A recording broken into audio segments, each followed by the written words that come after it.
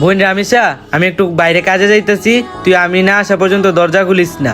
আর তুই লেখতেছ না, তুই লেখতে থাক, ভাইয়া কাজ থেকে আসি। তুই ভুলেও দরজা খুলিস না, কারণ দেশের অবস্থা তো জানোসই, বেশি একটা ভালো না। ভাইয়া আসি, হ্যাঁ? আচ্ছা ঠিক আছে ভাইয়া। কে? রামিসা, আমি তোমার পাশের বাড়ির আঙ্কেল। তোমার ভাইয়া তোমার জন্য চকলেট দিছে, দরজা খুলো।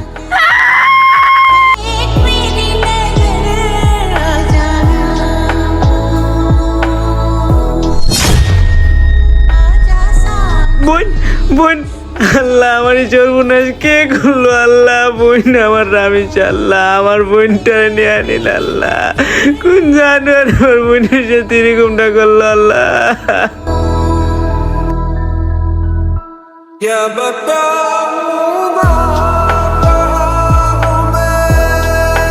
সরি স্যার, আমরা কোনো প্রমাণ ছাড়া এই কেসটাকে আর সামনে এগিয়ে নিয়ে যেতে পারবো না। Extremely sorry. তার মানে স্যার, আমি কি আমার বোনের হত্যার কোনো বিচার পাবো না স্যার? মানে স্যার, সব প্রমাণ তো আছে স্যার, চাও কেন আমি বিচার পাবো না স্যার? Hello, hello sir.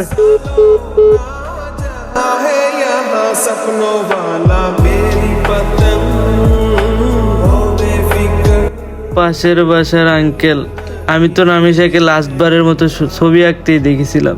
তার মানে জানোয়ারের বাচ্চা।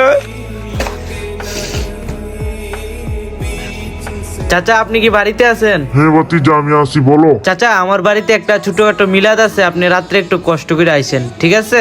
আমি গেলাম। আচ্ছা ঠিক আছে, আমি আসবো নে।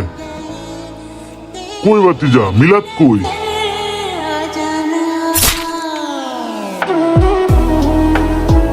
উত্তর বাচ্চা,